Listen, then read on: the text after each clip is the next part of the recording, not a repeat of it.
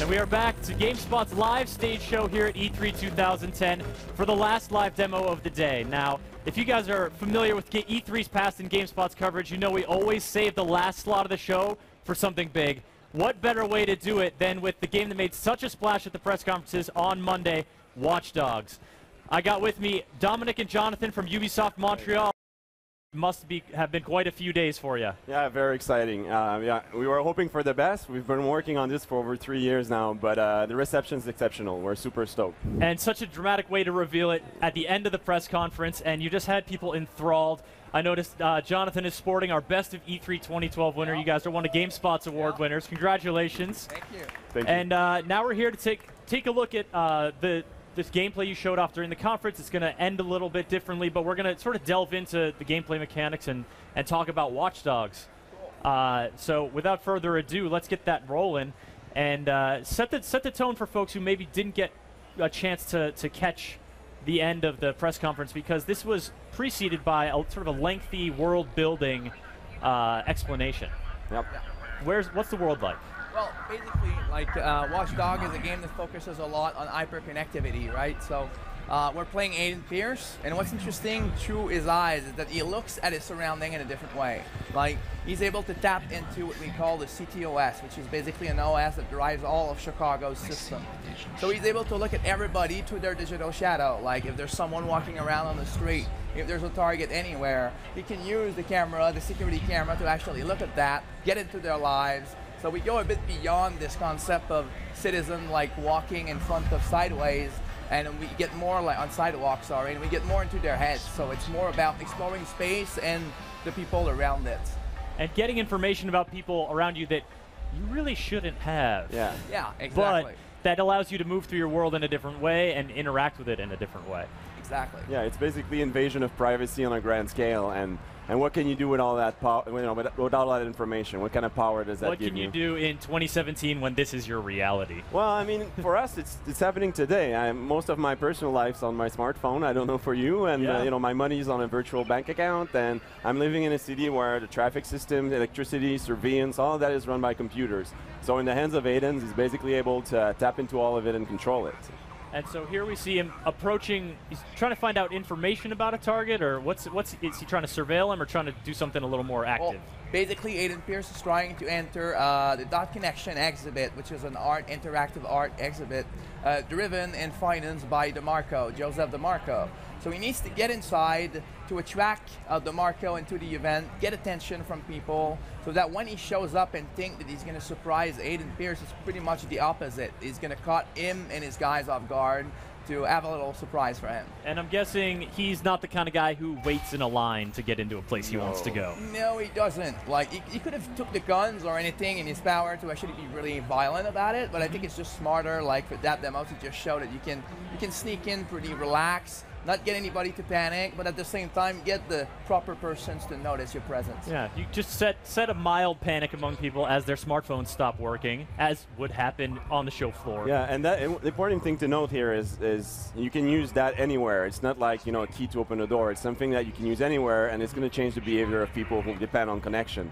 So you can experiment it in the city and see different ways you can use it. And so here we are inside of the club, and there's a bunch of different prompts popping up. We see a hack prompt on the security camera and these little icons above people. What information is that communicating to the player? Well, basically, like, any devices that is active can be hacked. So if someone is using a phone, a laptop, or anything like that, he can just press a simple button to tap into the system and get more information out of it. So that's one of the ways the player can consult what's going on into an area, learn more about his enemies, or simply be curious about what people are talking about in Chicago. Now, we're seeing crop up in the chat a bunch of speculation about PC, Xbox 360, this generation, that generation. I think that what that speaks to is this game, the sort of visual fidelity and the look you guys have here is stunning a lot of people. Well, thank you. Thank you. That was definitely one of our goals. Yeah, clearly, and you've achieved it. You guys are definitely going for a realistic look, but you're also, this is Chicago, iconically Chicago, but you're sort of giving it that futuristic feel. Well, I mean, we're trying to be as close to Chicago as we can to serve the game.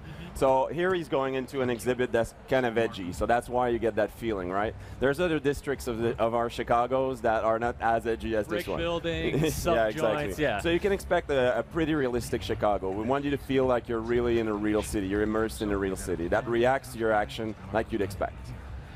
And now we're talking to one of your contacts here. So he's sort of was the mission to find this guy, or did you just kind of come across this guy and you're like, oh, hey, interesting? You set a meeting with him to basically meet him at this place. Like the one thing that you notice in that part of the demo is we're trying to make sure that when you meet someone, there was gameplay to get there. It's not like you go to a place, you have a cinematic, then you go to another place, and then there's a mission.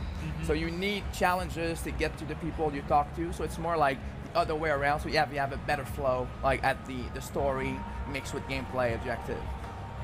So we have a question coming in from RK31, and I think this sort of plays into what you're talking about, you know, ways to, in between sort of mission points, yeah, there's gameplay, and there's freedom to sort of go different ways.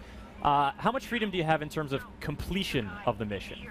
Like, do all missions, you know, this mission to find out about DeMarco, is this going to be completed one way as Mary Blass? You know, she's the only one she's the assistant, so you talk to her, but in terms of entering the club, there were other ways to go about that.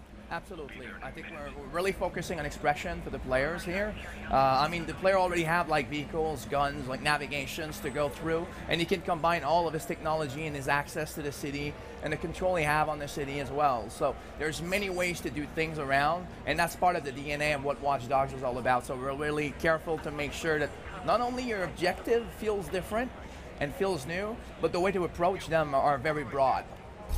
And speaking of the sort of breadth, Hans Gruber Jr. wants to know how big a version of Chicago have you guys created for Watch Dogs? We haven't logged the numbers. To be honest, we're still building the city, so we don't want to give a number. We're still tweaking it. But one thing that we're committed to is our vehicles are going very fast. I mean, they can go up to 180 miles an hour. So it's going to require a certain size of city to support. So yes. You know, that's what I can see. If you want to drive recklessly, you need room to do it. Yeah, so it's going to be large enough. No worries there. And of course, weather effects coming in here. This rain looking gorgeous. Oh man, it looks really good. Talon Taylor is wondering about stealth aspect. And so obviously you've been pretty stealthy. Like no one's been, you know, in your face like, hey, you don't belong here.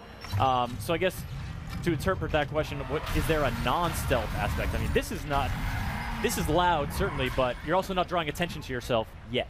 Yeah, like I think it's up to the player to decide how you approach things from that perspective as well. Stealth, I think, is an open world game today, is fundamental in the sense that to make a city that makes sense with people that are dangerous, you need to be able to have that option. But when you go berserk like there, using the guns and everything, it needs to feel real at the same time. So if you want to have like a very believable shootout in a city, you need to also have a very believable approach to it, or else the AI feels a bit dumb.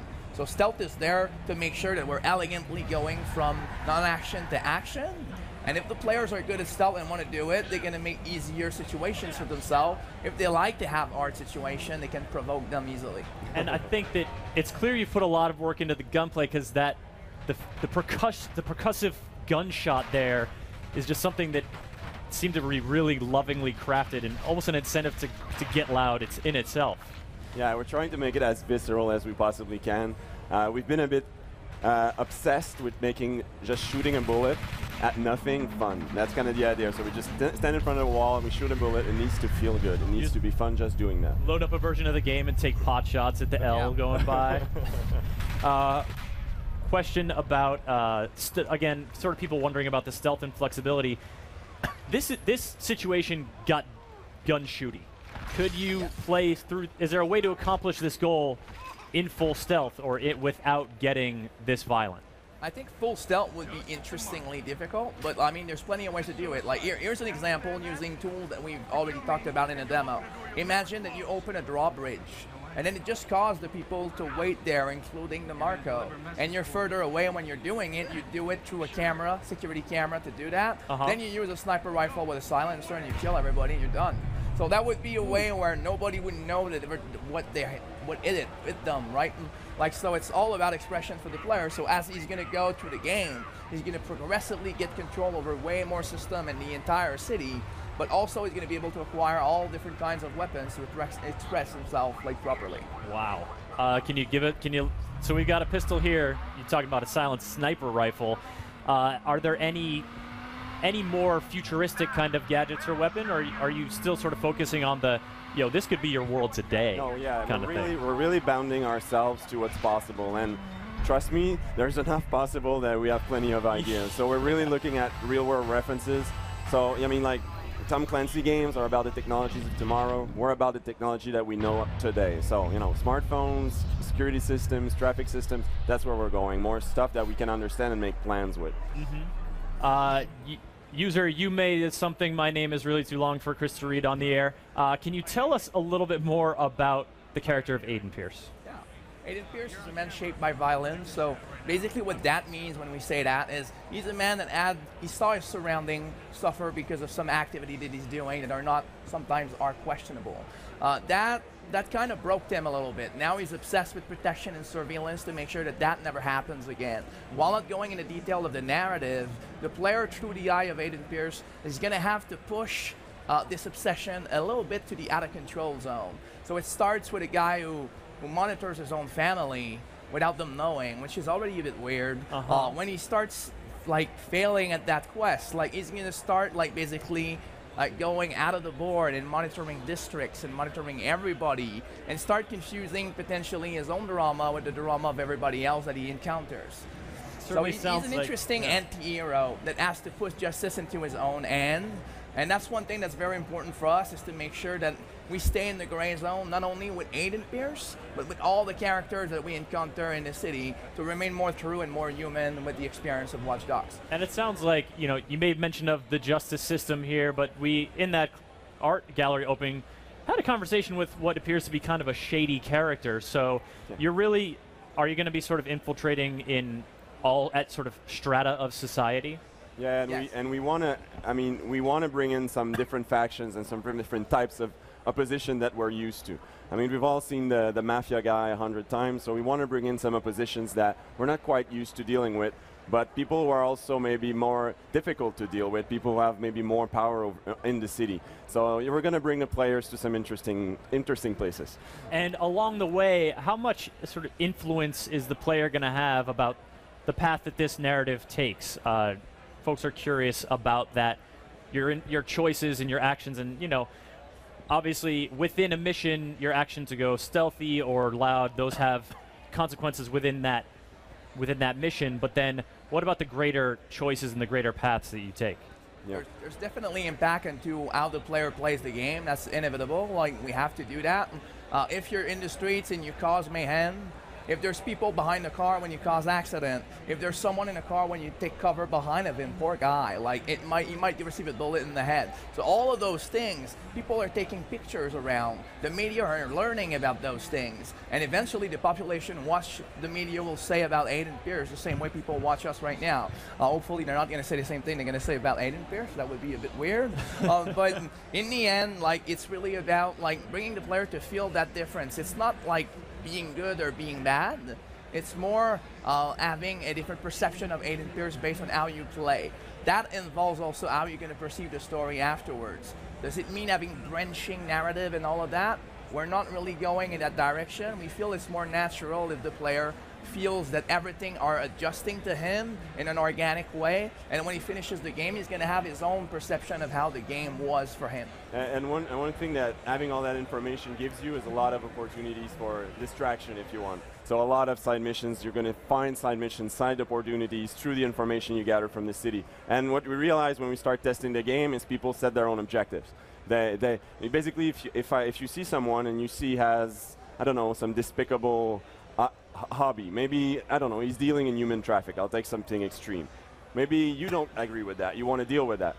So we don't need to pop you an objective. You have the information on his background, you have a gun, you decide what you want to do, and the city is going to react to that. And it's going to respond likely. And that ties into a phrase that a lot of people have been repeating in the chat, open world. And sort of the phrase side mission implies that you're going to have, there's going to be some point you're going to be out in the world, and you're going to have a choice to go here, these missions, and so there will be some open world gameplay? For sure. I mean, we're building a city where you can go on rooftops and alleyways and streets and interiors, but you can also explore the digital side of the city. So there's a lot of dimensions to explore, and there's never any loading. All of this is open. So we're really influenced by Assassin's Creed, that's built on the floor just above us, obviously. But we're also we also want to give the player a lot of opportunity to do side investigation in the city and do a lot of his own objectives in the city. So there's going to be plenty of that. But what we want to achieve is you can finish the game. You can focus on the main story if you want, but if you want to spend hundreds of hours in it, you can do that too. Well, Dominic, Jonathan, you've certainly got people's interest peaked, and actually a fair amount of these questions are when can I give you my money? What bank account can I transfer funds into so you can get me this game?